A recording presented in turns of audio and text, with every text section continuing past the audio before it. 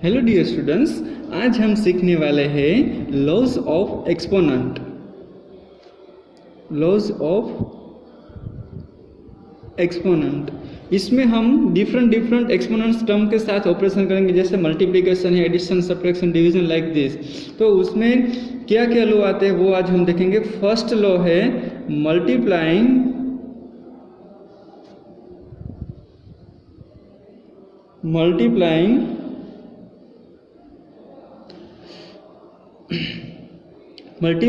powers with the same base. This is the first law, multiplying powers with the same base. तो multiplying power with the same base में क्या आता है कि उससे पहले हम एक बार एक्सपोनेंट्स टर्म वापस समझ लेते हैं कि एक्सपोनेंट टर्म में क्या क्या आता है। तो सपोज मेरे पास यहाँ पे 3⁻4 है, तो उसमें क्या बोलते हैं, तो कि इसको क्या बोलते हैं, पावर बोलते हैं। इस टर्म है उनको क्या बोलते हैं, बेस बोलते हैं। एंड ये जो पूरा टर्म है उनको क्या बोलते हैं, एक्सपोनेंट टर्म बोलते हैं। एक्सपोनेंट टर्म बोलते हैं, ठीक है। तो डियर स्टूडेंट्स, ये था हमारा एक्सपोनेंट टर्म। उसमें जो ऊपर होता है उनको पावर बोलते हैं, जो नीचे होता है उनको बेस बोलते हैं, ठीक है। Now we have to do multiplying. Multiply करना है तो suppose powers with the same base हो और उनका पावर्स को मल्टीप्लाई कैसे करते हैं तो वो सीखते हैं। चलो, तो कि एज एन एग्जाम्पल सपोज मैं एक लेता हूँ और 2⁻3 एंड उनको मल्टीप्लिकेशन 2⁻5 के साथ करना है। तो अगर आप ध्यान से देखेंगे तो 2⁻3 मतलब 2 × 2 × 2 3 टाइम्स आएगा, एंड 2⁻5 मतलब कितने टाइम्स आएगा, 5 टाइम्स आएगा। 1 2 3 4 5। सो अब अभी हम उनको एक्सपोनेंट टर्म में रिप्रेजेंट करना है, तो ये टोटल 2 कितने हो गए, सो 3 + 5 8 टाइम हो गए। तो 2 हम क्या लिखेंगे, 8। पर अभी हमको ये करने की ज़रूरत नहीं है। अगर मैं यहाँ से डायरेक्ट करता तो भी हो जाता। कैसे, क्योंकि ये 2 सेम बेस अगर है, बेस अगर सेम है तो अगर मैं पावर है उनका एडिशन कर देता तो डायरेक्टली आंसर मिल जाता। देखो ये दोनों आंसर सेम आ गए। तो अगर बेस सेम है तो पावर का क्या होगा, एडिशन होगा। तो generally we can write that if a⁻m into a⁻n, then we can write that a⁻m plus n. This is the general formula for same base multiplication. ये अगर बेस सेम है तो मल्टीप्लिकेशन में पावर का क्या होगा, एडिशन होगा। Base same है तो पावर का एडिशन होगा। कौन से ऑपरेशन में, मल्टीप्लिकेशन अगर है तब भी ये होगा, ठीक है। सो ये फर्स्ट लॉ था multiplying powers with the same base. Now second law, dividing powers with the same base. Second law is dividing powers with the same base। Dividing power with the same base. तो इसमें क्या करना होगा, तो कि suppose मेरे पास कोई ऐसा एक्सपोनेंट टर्म है 5⁻6 डिवाइडेड बाय 5⁻2। ये सपोज मेरे पास टर्म है। तो अगर मैं इनका सिंप्लीफिकेशन करता हूँ तो इसका मतलब क्या होगा, 5⁻6 का मतलब 5 है वो 6 टाइम आएगा। 5 × 5 × 5 × 5 × 5 × 5 6 टाइम 5 आ गया। एंड 5⁻2 का मतलब क्या है, 2 टाइम्स 5 आ गया है, ठीक है। तो अगर मैं इनको कैंसिल करता हूँ तो 5 कितने बचेंगे, ऊपर 4 टाइम्स बचेंगे। इनका मतलब 5⁻4 है। पर इसको मैं दूसरी तरीके से भी सोल्व कर सकता हूँ। कैसे, तो अगर मेरे पास 5⁻6 डिवाइडेड बाय 5⁻2 है, बेस सेम है, तो डिवीजन में पावर का सब्ट्रैक्शन होता है। कैसे, तो कि ये 6 में से ये डिनोमिनेटर की पावर सब्ट्रैक्ट कर सकते हैं हम।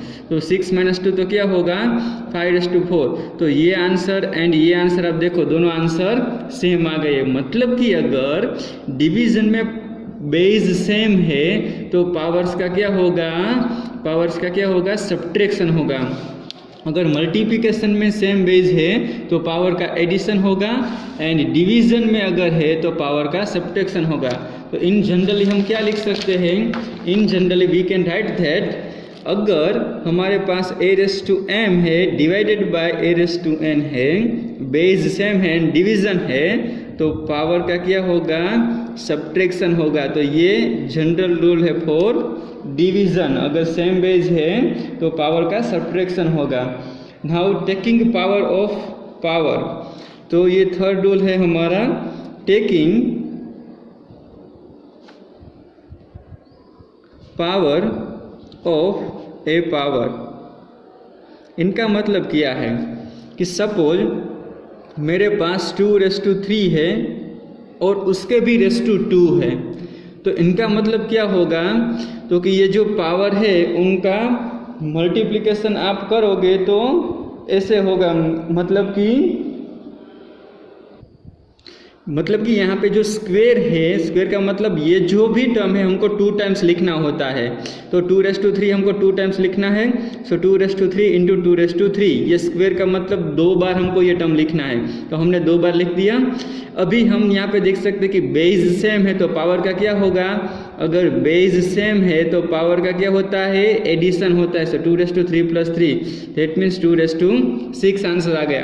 पर अगर हम इनको दूसरी तरीके से लिखें तो कैसे लिख सकते हैं कि अगर मेरे पास 2⁻³ और उसके भी ⁻² कोई पावर है 2, ⁻² बोलते हैं पावर को, क्या बोलते हैं, ⁻², 2⁻3 ⁻², ठीक है।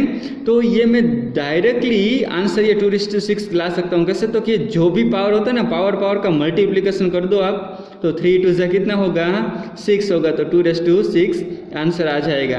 तो अगर पावर की भी पावर होती है तो दोनों पावर का मल्टीप्लिकेशन होता है। सो 2⁻3 × 2, सो दैट इज 2⁻6। तो ये दोनों आंसर सेम आ गए। मतलब कि अगर मैं जनरल फॉर्म में लिखना चाहूँगा तो a⁻m हो और उसकी भी पावर n हो, तो क्या होगा, a⁻m × n आ जाएगा। तो ये पावर का भी पावर होगा, तो ऐसे हम सोल्व करेंगे, ठीक है। नाउ फोर्थ रूल आता है multiplying powers with the same exponent. Multiplying powers with the same exponent. अगर हमारे पास सेम एक्सपोनेंट है तो उनको कैसे सोल्व करेंगे, तो उनके लिए हम देखते हैं कि सपोज मेरे पास 4⁻³ है एंड 4⁻3 है एंड 5⁻3 है। सो ये जो एक्सपोनेंट टर्म है, मतलब पावर जो है वो आप यहाँ पे देख सके कि दोनों की पावर सेम है। तो दोनों की पावर सेम है तो आप कैसे लिख सकते हो, यहाँ पे ऐसे लिख सकते हो, दोनों की पावर अगर दोनों की पावर सेम है तो जो बेस है उनका मल्टीप्लिकेशन होगा और पावर है वो 1 टाइम एज इट इज आएगी। अगर पावर दोनों की सेम है तो बेस का मल्टीप्लिकेशन होगा, दोनों बेस का मल्टीप्लिकेशन हो जाएगा, पावर एज इट इज आएगी। मतलब क्या होगा, तो कि 4 × 5 दैट इज 20 एंड ⁻3, ये हमारा आंसर हो गया। सपोज मैं दूसरा कोई एग्जांपल लेता हूँ कि सपोज 2⁻3 है इंटू 3⁻3 है, तो इसका मतलब क्या होगा 2⁻3 एंड 3⁻3 का, तो कि अगर एक्सपोनेंट टर्म सेम है तो बेस है उनका मल्टीप्लिकेशन होगा और पावर जो है वो 1 टाइम ही आएगा, पावर है वो 1 टाइम ही आएगा। सो 2 × 3 दैट इज 6 एंड 6⁻3, तो ये हो गया हमारा आंसर। अगर हम इन जनरल फॉर्म लिखना चाहते हैं, a⁻m है और b⁻m है, a⁻m है और b⁻m है, उन दोनों का मल्टीप्लिकेशन है तो क्या होगा, क्योंकि ab⁻ क्या हो जाएगा, m हो जाएगा। अगर सेम पावर है मतलब कि हमको बेस का मल्टीप्लिकेशन करना है और पावर जो है वो 1 टाइम एज इट इज लिखनी है, ठीक है। नाउ नेक्स्ट रूल आएगा, नेक्स्ट रूल क्या आएगा, तो फिफ्थ रूल है dividing the powers with the same exponent. Dividing the powers with same exponents. Dear students यहाँ पे हमने क्या देखा था, मल्टीप्लाई सेम पावर था, वो मल्टीप्लाई कर रहे थे। अभी जो सेम पावर है उस टर्म को हम डिवाइड करेंगे, तो वो कैसे करेंगे। तो अगर मेरे पास 2⁴ है एंड यहाँ पे मेरे पास 3⁴ है, तो अगर मैं ध्यान से आप यहाँ पे देखूँगा तो क्या होगा, तो कि जो है ये 2 है वो 4 टाइम्स आ जाएगा, ठीक है, एंड ये 3 है वो भी 4 टाइम्स आएगा। तो डियर स्टूडेंट्स ये 2 भी 4 टाइम्स एंड 3 भी 4 टाइम्स आ रहा है। तो मैं इनको इन जनरल क्या लिख सकता हूँ कि ये 2 डिवाइडेड बाई 3⁴ ये इनका मतलब होता है कि 2 भी 4 टाइम्स है, 3 भी 4 टाइम्स है, दोनों 4 टाइम्स है। तो अगर कोई सेम पावर है और मैं सेम पावर को दूसरे नंबर से डिवाइड कर रहा हूँ जो जिनका भी पावर सेम है, तो इनको मैं ऐसे डायरेक्टली लिख सकता हूँ 2 डिवाइडेड बाई 3⁴, क्योंकि दोनों का पावर सेम है तो मैं 1 टाइम्स पावर यहाँ पे सेम लिख सकता हूँ। जैसे मल्टीप्लिकेशन में यहाँ पे मैं दोनों का पावर 1 टाइम्स लिख रहा था, सेम होता था, तो ऐसे डिवीजन में भी अगर सेम पावर है तो 1 टाइम्स हमको लिखना है, ठीक है। नाउ उनको हम इन जनरल फॉर्म में लिख सकते हैं कि अगर मेरे पास a⁻m है एंड b⁻m है, तो मैं क्या लिख सकता हूँ, a divided by b⁻m 1 times लिख सकता हूँ, ठीक है। तो ये हो गया सेम पावर का डिवीजन वाला रूल, ठीक है। नाउ अभी मिसलेनियस एग्जाम्पल्स है। मिसलेनियस एग्जाम्पल्स मतलब सारे रूल्स एक साथ अप्लाई करने हैं, ठीक है। तो वो डियर स्टूडेंट्स हम एग्जाम्पल में ही डायरेक्ट देखेंगे, एक्सरसाइज में ही देखेंगे।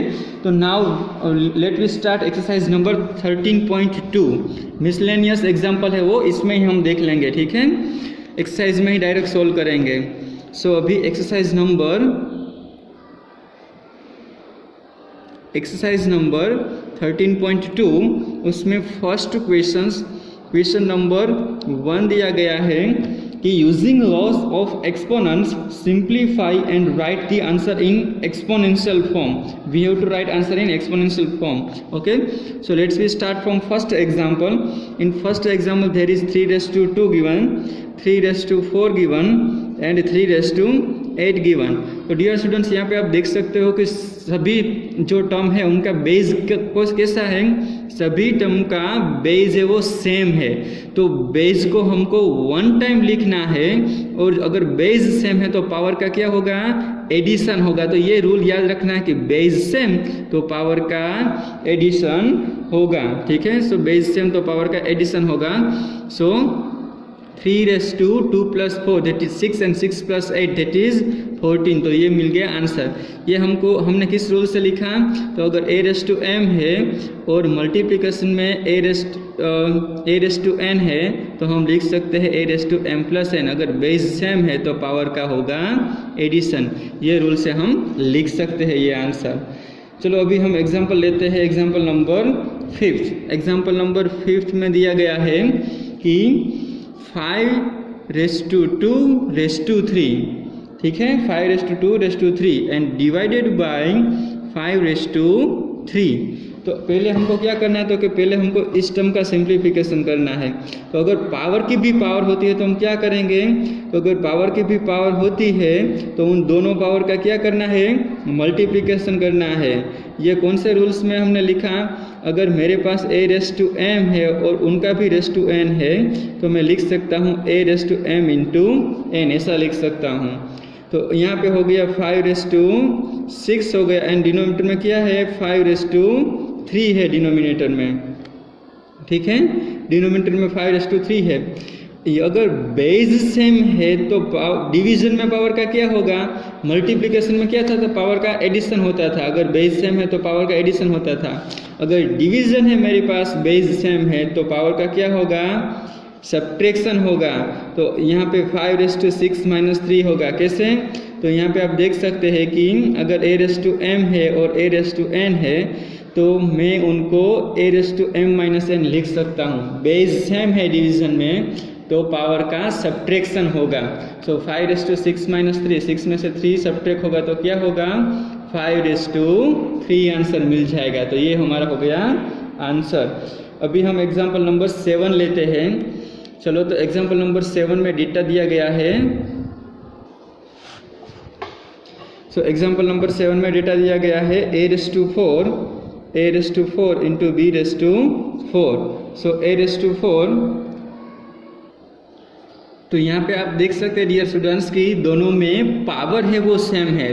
तो अगर दोनों में पावर सेम होता है तो क्या करना है, बेस का क्या करना होगा, multiplication. So a into b, and जो पावर है उनको वन टाइम ही लिखना है। ये कौन से रूल में से हमने लिखा, तो अगर मेरे पास a रेस टू m है और इनका मल्टीप्लिकेशन मैं कर रहा हूँ b रेस टू m के साथ कर रहा हूँ, अगर दोनों का पावर सेम है तो मुझे बेस का क्या करना होगा, बेस को मल्टीप्लाई करना होगा a into b and whole raise to m, one time लिखना है, पावर है वो वन टाइम लिखना है। ठीक है, तो ये था अगर पावर सेम है तो बेस का मल्टीप्लिकेशन सिंपल करके हमको एज इट इज लिख देना है। तो ये था एग्जांपल नंबर 7। अभी हम एग्जांपल नंबर 8 लेते हैं। तो एग्जांपल नंबर 8 में आप देख सकते हैं कि एग्जांपल नंबर 8 में 3 raise to 4 and whole raise to 3। तो डियर स्टूडेंट्स, ये तो हमने एग्जांपल सोल्व कर दिया कि अगर पावर की भी पावर होती है तो क्या करना होता है, पावर की भी पावर होती है तो दोनों पावर का मल्टीप्लिकेशन करना होता है। ये कौन से रूल में है, अगर a रेस टू m है और उनका भी रेस टू n है पावर, तो a raise to m into n कर देना है। सो क्या आंसर आएगा, 3 रेस टू 12 आंसर आ जाएगा। ठीक है, ये था एग्जांपल नंबर 8। अभी एग्जांपल नंबर हम 10 सॉल्व करते हैं। तो एग्जांपल नंबर 10 में डेटा क्या दिया गया है, 8 raise to t divided by 8 raise to 2। यहाँ पे पावर की जगह कोई वेरिएबल दिया गया है तो कोई दिक्कत नहीं, वेरिएबल को भी एज इट इज़ हम लिख सकते हैं। तो हम यहाँ पे देख सकते हैं कि 8 raise to t divided by 8 raise to 2, यहाँ पे दोनों का बेस सेम है। अगर बेस सेम है डिवीजन में तो पावर का क्या होगा, सब्ट्रैक्शन होगा, that means t minus 2। Dear students, जो ऊपर वाला पावर होता है ना उसमें से ही नीचे वाला पावर सब्ट्रैक्ट करना होता है। इस दोनों को चेंज नहीं कर सकते, इंटरचेंज नहीं कर सकते। ठीक है, तो ऊपर वाला पावर में से ही नीचे वाला पावर सब्ट्रैक्ट होता है। तो ये हो गया हमारा आंसर। यहाँ पे t वेरिएबल है तो वेरिएबल को एज इट इज लिखा है, इसमें कोई दिक्कत नहीं है। तो ये था क्वेश्चन नंबर 1। बाकी के एग्जाम्पल में सारी मेथड्स इंक्लूड हो गई है तो आप बाकी के एग्जाम्पल सोल्व कर सकते हो। ठीक है, now question number 2। Question number 2 में हमको क्या करना है, simplify and express each of the following in exponential form. तो हमको सिंप्लीफाई करना है। ये मिसलेनियस एग्जाम्पल है डियर स्टूडेंट्स, ये सारे रूल्स एग्जाम्पल में एक साथ अप्लाई करने होते हैं। ठीक है, तो ये मिसलेनियस एग्जाम्पल्स है, जैसे मैंने तुमको बोला था कि हम एक्सरसाइज में सॉल्व करेंगे। तो ये 2 रेस टू 3 है, ये 3 रेस टू 4 है, ये 4 है यहाँ पे। सो यहाँ पे डिनोट में 3 एंड इंटू 32 दिया गया है। तो डियर स्टूडेंट्स, जितने भी टर्म है उनको हमको कैसे लिखना है, फॉर्म एक्सपोनेंशियल फॉर्म में पहले लिख देना है, बाद में ही हम सोल्व कर सकते हैं। तो ये तो एक्सपोनेंशियल फॉर्म में है ही 2 रेस टू 3, ये 3 रेस टू 4 भी एक्सपोनेंशियल फॉर्म में है, ये 4 है तो 4 को हम अगर फैक्टर फाइंड करते हैं 4 का, तो 4 का फैक्टर क्या फाइंड होगा, 2 2 ज़ा 4 एंड 2 1 ज़ा 2, तो 2 इंटू 2 होगा। तो 2 इंटू 2 का मतलब 2 की कितनी पावर आएगी, 2 पावर आएगी। अभी हम डायरेक्टली लिखने वाले हैं, ये 2 इंटू 2 मल्टीप्लाई करके बाद में पावर के फॉर्म में नहीं लिखेंगे, डायरेक्टली यहाँ से फैक्टर फाइंड करके 2 कितने टाइम्स है, 2 टाइम्स, तो 2 की 2 पावर। ठीक है, ऐसे ही डायरेक्टली हम लिख देंगे। ये 3 की तो 1 पावर ही है, तो 3 को तो 1 एज इट इज ही हम लिख सकते हैं। अगर 1 लिखना है तो लिखो, ना लिखेंगे तो भी चलेगा, नहीं लिखेंगे तो भी चलेगा। ठीक है, अभी यहाँ पे 32 है तो 32 का फैक्टर फाइंड करते हैं डियर स्टूडेंट्स। तो 32 का फैक्टर कैसे फाइंड करते हैं, आप ध्यान से देखना। अभी मैं पीछे 2 है तो 2 से डिवाइड कर सकता हूँ। सो जैसे हम डिवीज़न करते हैं, ये मेथड किसी स्टूडेंट्स को नहीं आती है। तो डियर स्टूडेंट्स, इनका डिवीज़न ही करना है। सो 32 को 2 से डिवाइड करें तो पहले किससे डिवाइड करेंगे। सो 2 1 ज़ा 2, तो 2 1 ज़ा 2, 3 में से 2 सब्ट्रैक्ट करेंगे तो 1 बचेगा, तो 1 इन 2 के साथ लेना है। सो 12 हो जाएगा। सो 6 2 ज़ा 12, सो ये 16 आंसर आ गया। 8 2 ज़ा 16, 4 2 ज़ा 8, 2 2 ज़ा 4 एंड 2 1 ज़ा 2। तो यहाँ पे आप देख सकते हैं कि 2 कितने टाइम आया, 1 2 3 4 5 टाइम्स 2 आया। तो 2 की पावर कितनी आएगी, 5 पावर्स आएगी 2 की। अभी हम डियर स्टूडेंट्स पहले न्यूमरेटर का सिंप्लीफिकेशन कर लेते हैं। तो न्यूमरेटर में आप देख सकते हैं कि ये दोनों बेस है वो सेम बेस है, तो सेम बेस है तो उनकी पावर का क्या कर सकते हैं, हम एडिशन कर सकते हैं। तो सेम बेस है उनको 1 टाइम लिखना है और उनकी जो पावर है उनका एडिशन कर सकते हैं। और इंटू 3⁴ तो एज इट इज लिखेंगे। मल्टीप्लिकेशन में आप इधर उधर कभी कहीं भी लिख सकते हो, ठीक है। उनमें आप कम्यूटेटिव प्रॉपर्टी देख सकते हो कि उनका सेटिस्फेक्शन हो रहा है। सो इसमें आप इंटरचेंज ये कर सकते हो। अभी ये 2⁵ उनको मैं आगे लिख लेता हूँ और 3 जो है उनको पीछे लिख लेता हूँ क्योंकि ये मल्टीप्लिकेशन में है। सो आगे पीछे लिख सकते हैं। सो यहाँ पे आप देख सकते कि 2⁵ 3 + 2 मतलब 5 हो गया। यहाँ पे 3⁴ एज इट इज़, यहाँ पे 2⁵ है एंड 3:1 है, ठीक है। तो ये 2⁵ कैंसिल हो गया सारा। ये 3:4 है, यहाँ पे 3:1 है। तो 3:4 3:1। ये स्टूडेंट्स यहाँ पे देख सकते हैं कि बेस है वो दोनों का सेम है और डिवीजन में बेस सेम है तो पावर का क्या होगा, सब्ट्रैक्शन होगा। डिवीजन में पावर का सब्ट्रैक्शन होता है, बेस सेम होता है। तो 3⁴ - 1, तो 3⁴ - 1 मतलब 3:3। This is the answer. तो ये थे मिसलेनियस एग्जाम्पल। इसमें हमने ये भी रूल किया, बेस जो सेम है उनका पावर का एडिशन का भी रूल किया, सेम अप्लाई किया। और बेस सेम है तो डिवीजन में पावर का सब्ट्रैक्शन होता है, वो भी रूल हमने अप्लाई किया। तो एक साथ कई रूल्स अप्लाई करते हैं, उनको मिसलेनियस एग्जाम्पल्स बोलते हैं। उसमें सारे रूल्स जो भी रूल्स अप्लाई कर सकते हैं वो करने होते हैं। चलो अभी एग्जाम्पल नंबर हम 2 लेते हैं। एग्जाम्पल नंबर 2 में डेटा दिया गया है 5⁻² and (3) and into 5⁴ and divided by 5�7। तो डियर स्टूडेंट्स पहले जो भी ब्रैकेट होता है ना वो सिंप्लीफाई करना होता है। तो यहाँ पे हम देख सकते हैं कि 5⁻² एंड (3), तो ये पावर की भी पावर होती है, उनका क्या सिंप्लीफिकेशन होता है, क्योंकि पावर की भी पावर होती है उनका मल्टीप्लिकेशन होता है। तो 2 × 3 and into 5⁴ divided by 5�7 as it is. तो यहाँ पे क्या हो गया, 5�6 हो गया एंड इंटू यहाँ पे 5⁴ है। सो 5�7 एज इट इज़। अभी बेस सेम है तो पावर का क्या होगा, बेस सेम है तो पावर का क्या होगा, बेस सेम है तो पावर का होगा एडिशन होगा, ठीक है। सो 5�6 + 4 so that is 5�10 and divided by 5�7 है। तो डियर स्टूडेंट्स अगर बेस सेम है तो डिवीजन में पावर का क्या होगा, सब्ट्रैक्शन होगा। तो बेस सेम है तो डिवीजन है तो पावर है उनका सब्ट्रैक्शन होगा। सो 5⁻10 - 7 तो आंसर आ गया 5�3। This is the answer. अगर यहाँ पे पावर की भी पावर है तो उनका मल्टीप्लिकेशन होगा। यहाँ पे दोनों मल्टीप्लिकेशन में बेस सेम है तो पावर का क्या होगा, एडिशन होगा।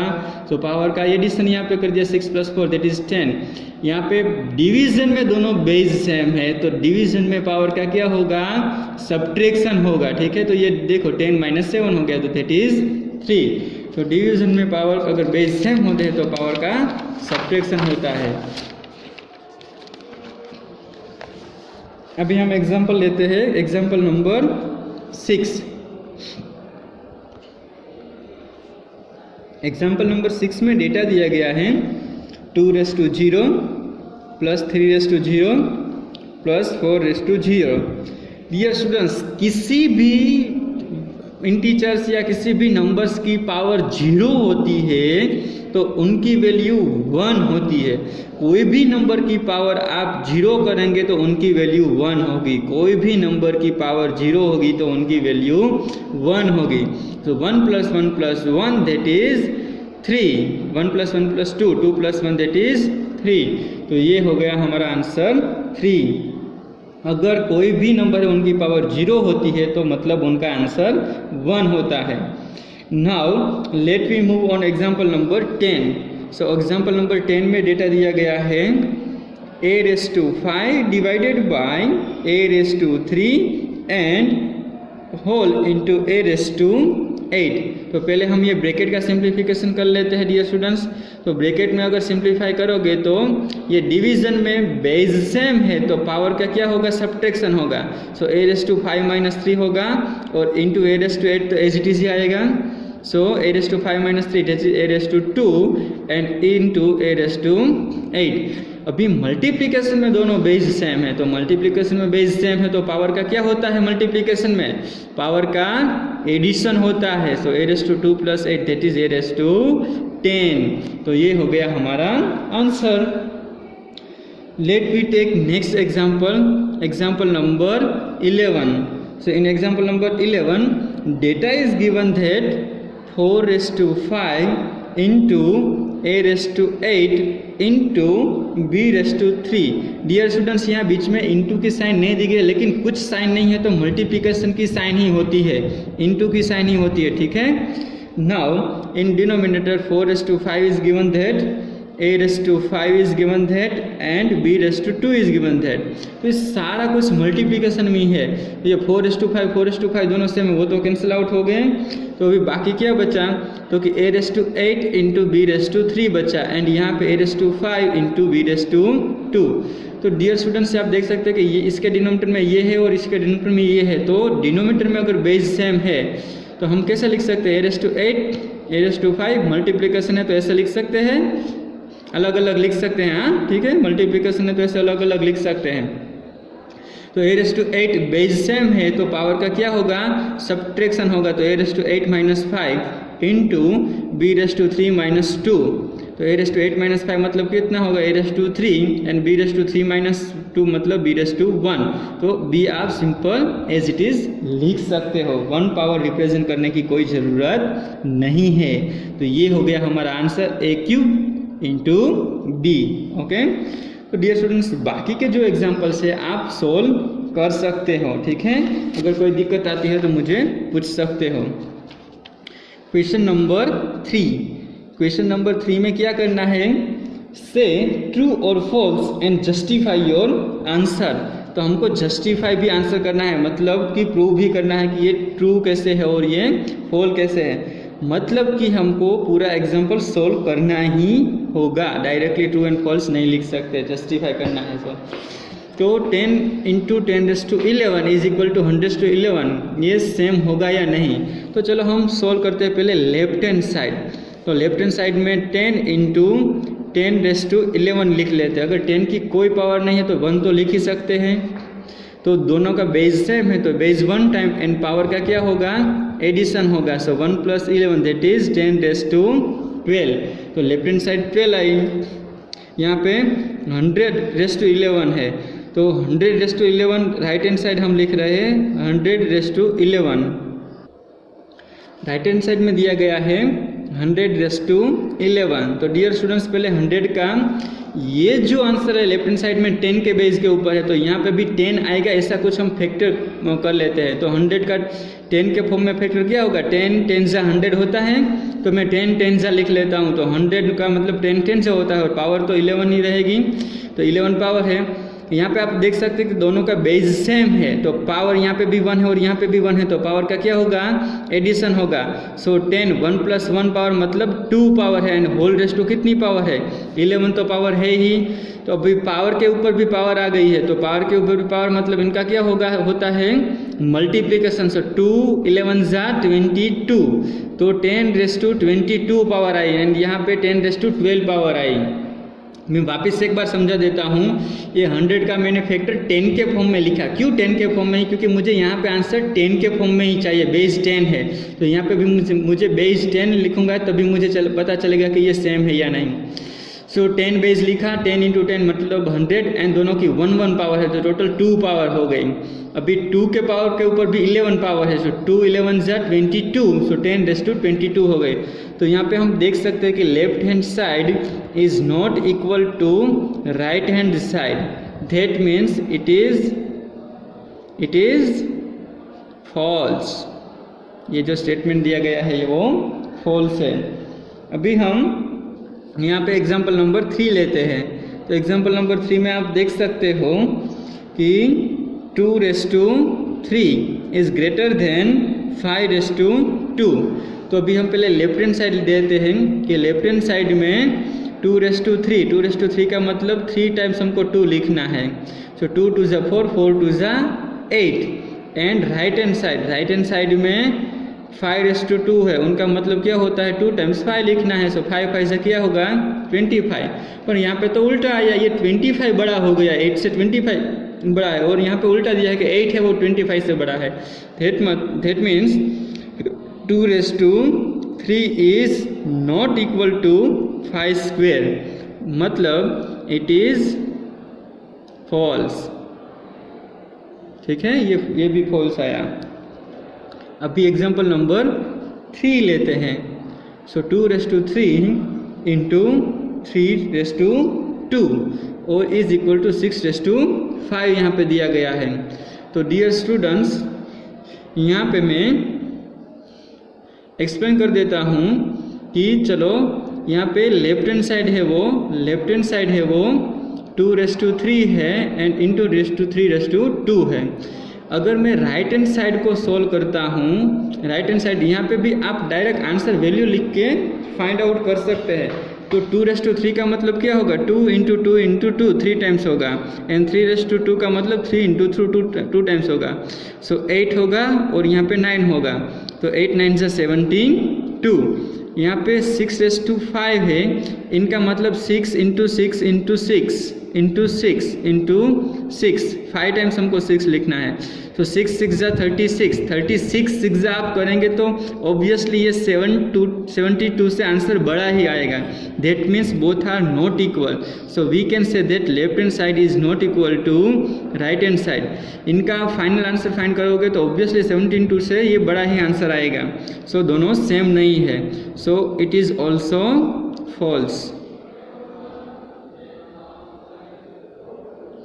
लास्ट एग्जाम्पल है, उसमें आप देख सकते हैं कि 3⁻0 एंड 1000⁻0 अगर किसी की भी पावर है वो 0 होती है, दैट मीन्स उनका आंसर 1 होता है।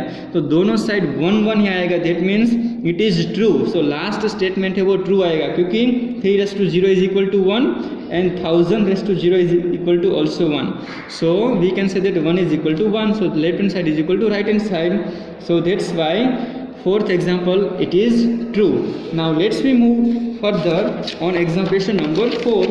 So in question number 4 what we have to do,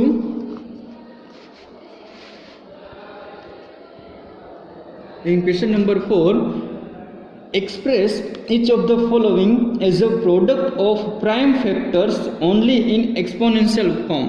product of prime factor exponential के फॉर्म में हमको रिप्रेजेंट करना है। सो फर्स्ट यहाँ पे हम 108 लिख लेते हैं और 192 लिख लेते हैं।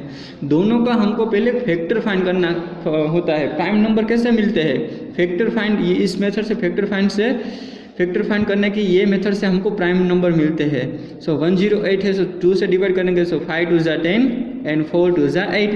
2 से डिवाइड करेंगे तो 2 2 ज़ा 4, 1 रिमेनिंग, सो 14 आएगा, तो 7 2 ज़ा 14। अभी इनको 3 से डिवाइड कर सकते, तो 9 3 ज़ा 27, 3 3 ज़ा 9, 3 1 ज़ा 3। तो ये हमारा हो गया 108 का, ये 2 इंटू 2 इंटू 3 इंटू 3 इंटू 3, और इनको भी मल्टीप्लिकेशन 192 के साथ करना है। तो यहाँ पे हम 192 का फैक्टर फाइंड कर लेंगे। सो 192 का फैक्टर फाइंड करते हैं।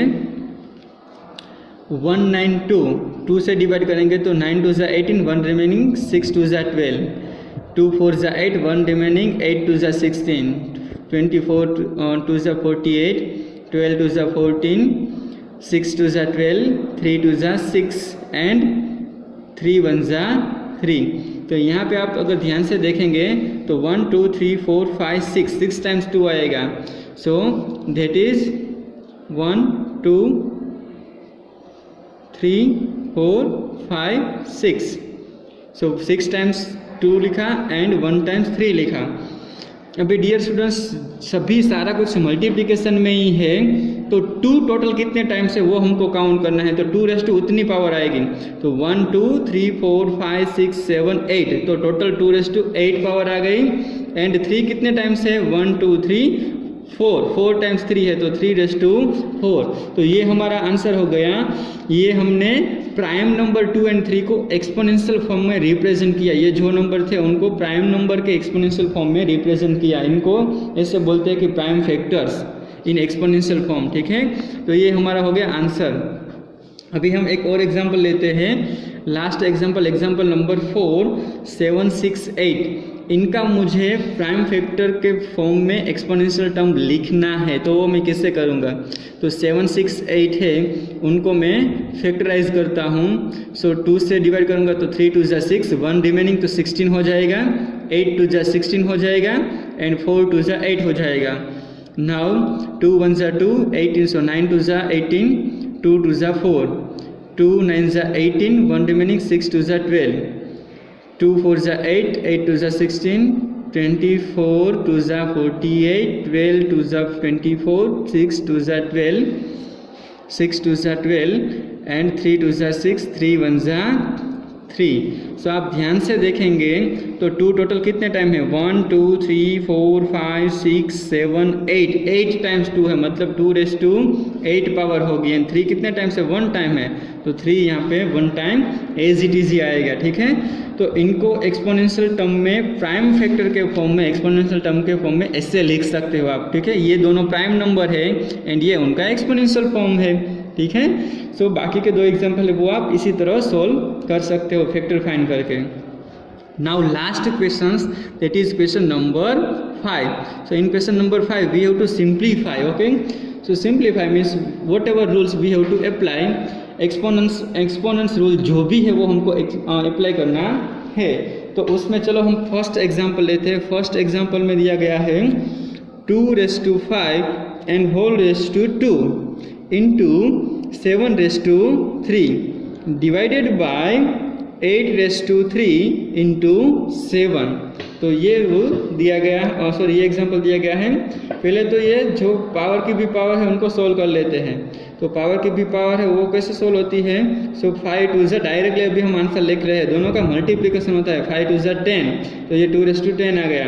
अभी 7 की 3 पावर है, उनको एज इट इज ही लिखते हैं। ये 7 30 नहीं, ये 7 की 3 पावर है, ठीक है, उनको ऊपर लिखना है। अभी 8⁵ है, तो डियर स्टूडेंट्स ये 8 का हमको 2 के फॉर्म में लिख सकते हैं। कैसे? क्योंकि देखो आप 8 है उनका फैक्टर फाइंड कर सकते हो, 4 2 जा 8, 2 2 जा 4 और 2 1 जा 2। तो 8 का मतलब क्या होता है? 8 का मतलब 3 टाइम्स 2 होता है। तो यहाँ पे हम क्या लिख सकते हैं, सॉरी यहाँ पे हम ऐसे लिख सकते हैं कि 8 मतलब क्या लिख सकते हैं? तो कि 8 मतलब 2⁵ लिख सकते हैं। एंड होल रेस्टू क्या है? ये 8 टोटल कितना है? 8 टोटल 3 पावर है, ठीक है। ये 8 की जगह हमने क्या लिखा? 8 की जगह हमने 2⁵ लिखा और होल ⁵ पावर दी गई है और इंटू 7 एज इट इज़। तो यहाँ पे आप देख सकते हैं कि 2⁻10 डिनोमिनेटर में 2 क्या होगा? 3 इंटू 3, पावर की भी पावर है तो मल्टीप्लिकेशन करना होता है। सो 2⁻9 आ गया। ये मल्टीप्लिकेशन में है तो अलग से लिख सकते हैं, 7⁵ डिवाइडेड बाई 7⁵ अगर कुछ पावर नहीं है तो क्या लिखना होता है हमको? 7⁻1। वापस मैं समझा देता हूँ, ये 2⁻3 की 3⁻3 है, तो 3 इंटू 3 दैट इज़ 9 हो गया। अभी बेस सेम है तो पावर का क्या होगा? सब्ट्रैक्शन होगा। सो 10 - 9 इंटू 7⁻3 - 1।